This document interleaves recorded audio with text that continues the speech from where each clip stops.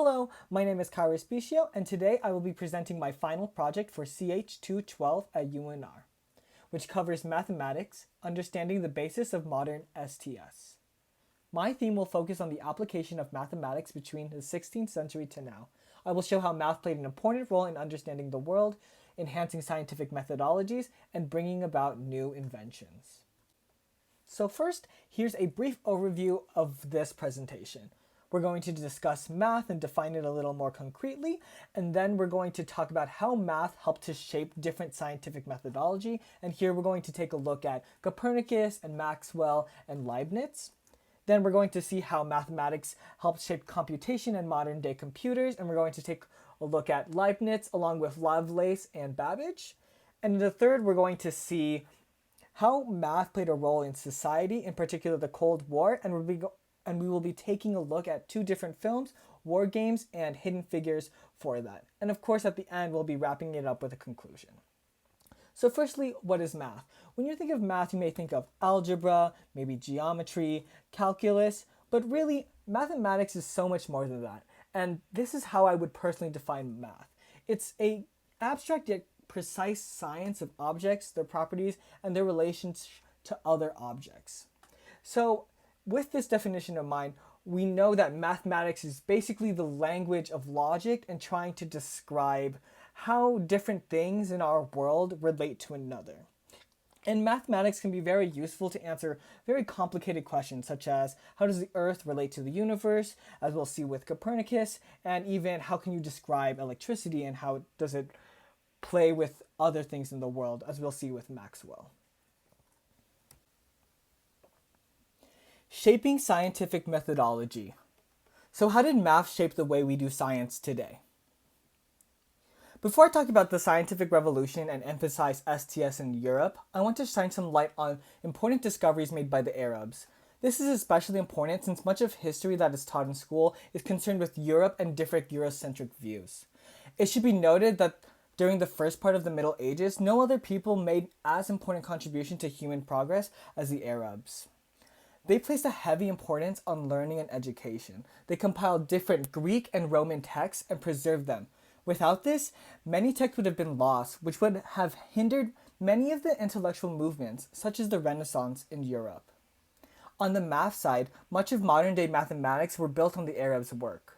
For example, let's take a look at Al-Khwarizmi, who is essentially the father of algebra, and I feel like I don't even need to stress how important algebra is in terms of science and engineering. Also, the Hindu-Arabic decimal system, which is essentially just modern-day numbers such as 1, 2, 3, 4, 5. We use that instead of like Roman numerals.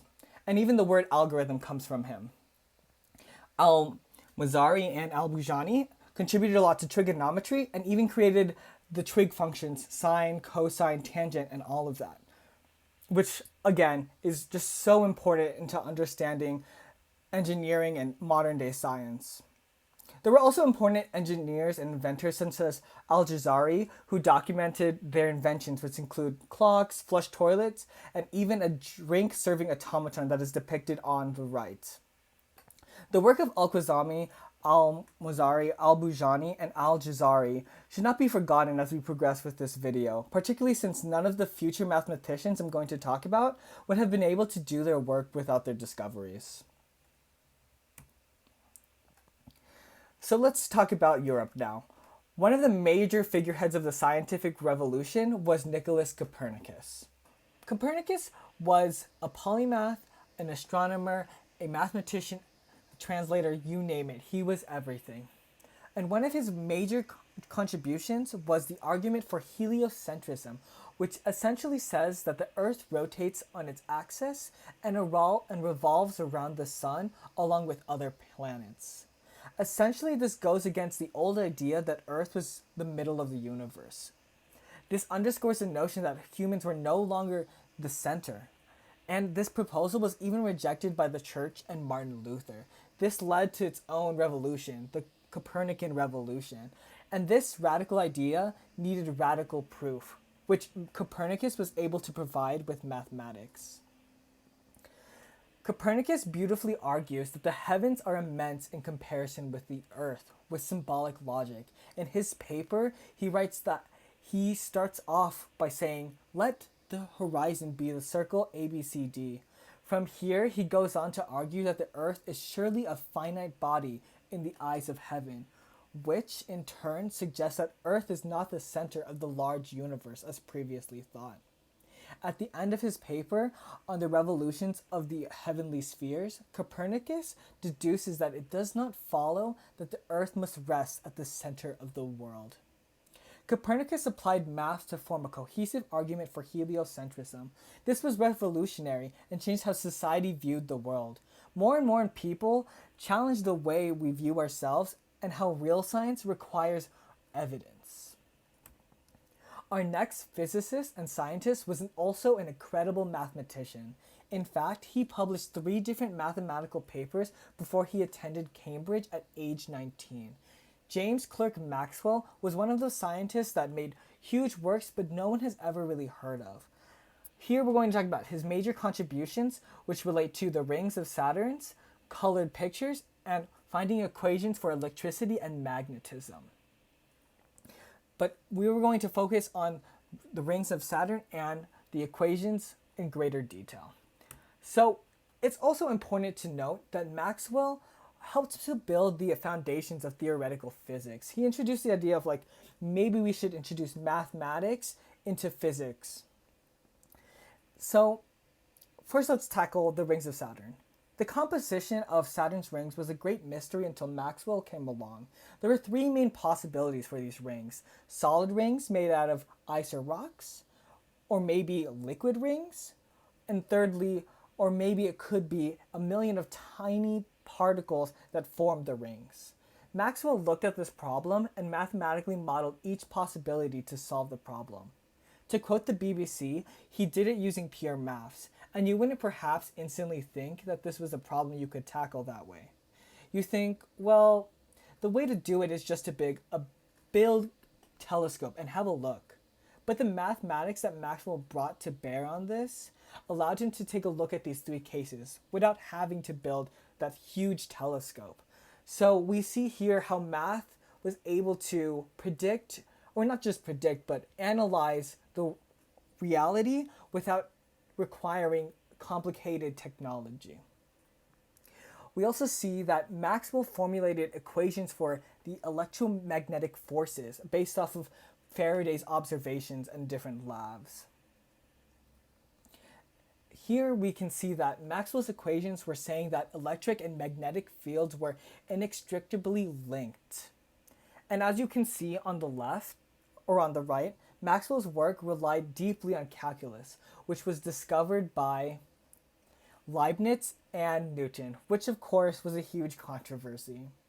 In my opinion, I think they both did it. Obviously, Newton did it before but didn't publish it, but Leibniz published it first. And it also should be noted that without calculus, many scientists would not be able to do their work, as calculus perfectly captures the behaviors of the natural world. As we saw with Maxwell, calculus is particularly useful for physics. Aside from calculus, Leibniz was able to add to the scientific world by providing a new way to calculate numerical operations with binary numbers. And so we begin our next chapter, opening the gates, how computers came to be. Naturally, numbers are used to measure different assets, and sometimes one needs calculations on these numbers.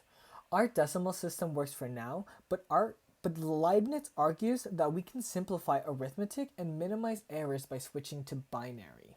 He said, by reckoning by 2s, that is, by 0 and 1, as compensation for its length, is the most fundamental way of reckoning for science, and it offers new discoveries which are then found to be useful, even for the practice of numbers and especially for geometry.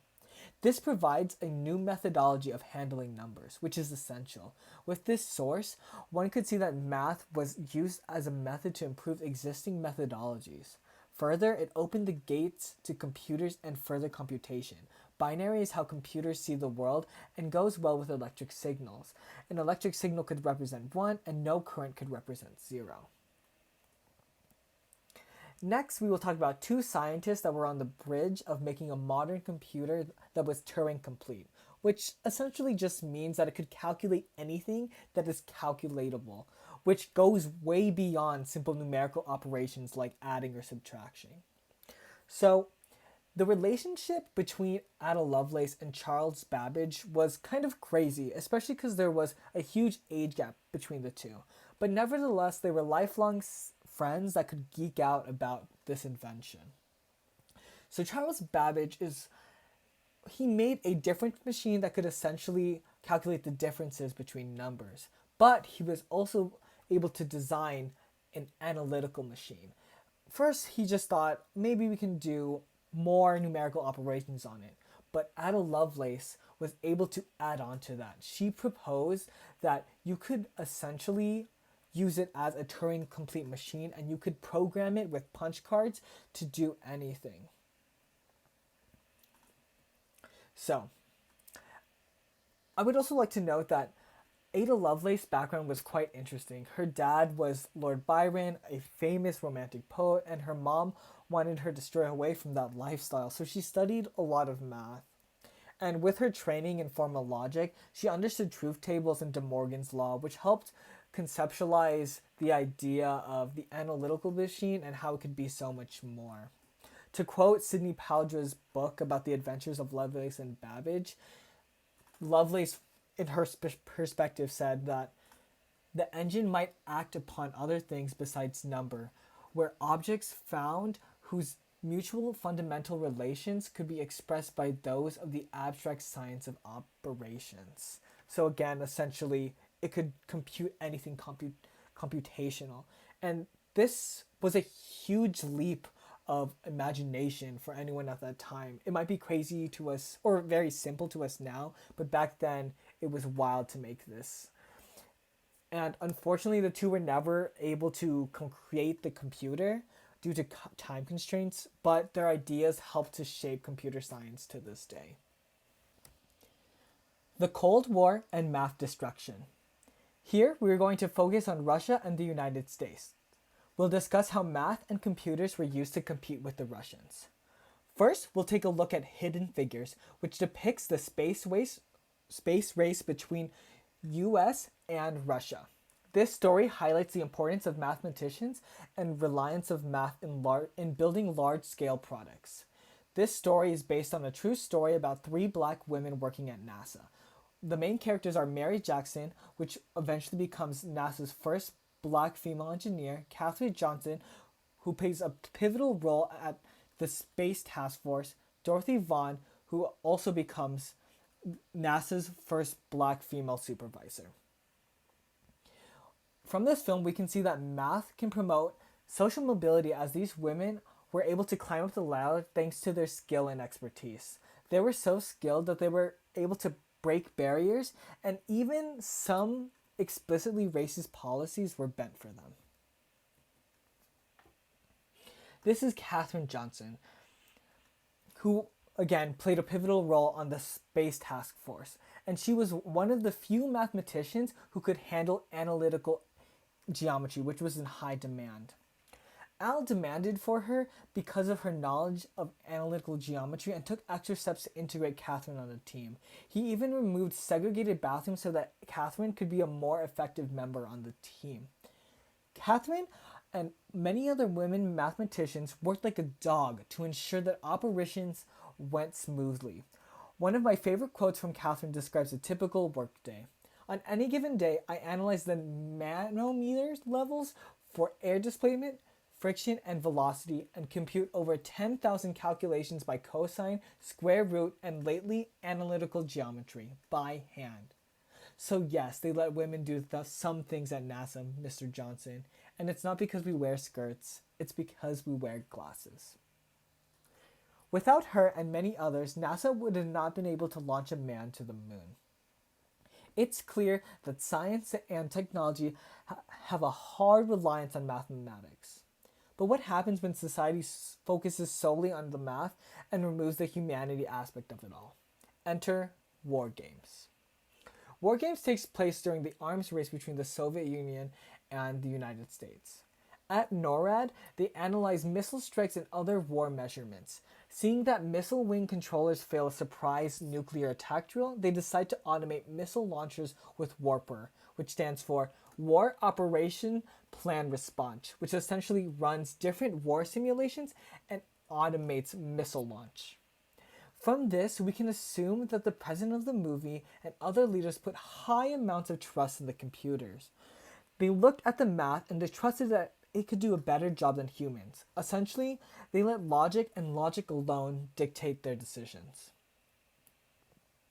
To describe Warper a little bit more, we see that it spends all of its time thinking about World War III. 24 hours a day, 365 days a year. It plays an endless series of war games using all available information on the state of the world. The Warper has already fought World War III as a game time and time again. It estimates Soviet responses to our responses to their responses and so on. It estimates damage, counts the dead, and it looks for ways to improve the score. Warper symbolizes how math and technology can completely ignore human aspects. How does one score a war game? Do numbers always accurately depict reality? Richter certainly thinks so. At the end, they regret giving so much control to Warper, suggesting that we should never completely remove the human aspects in technology, especially in times of war. While math and logic are sound, we should note that sometimes the right thing to do is not the most logical plan. So in conclusion, there are 3 main takeaways. 1, that math fundamentally changed the way we do science and all the different methodologies used to get to where we are today. Also, math helped to build one of humanity's biggest technological advancements, the computer. Lastly, math is just a tool. It is not good or bad or neutral, and we should always remind ourselves that we must use it ethically. Thank you for watching, and here are my references. Thanks again.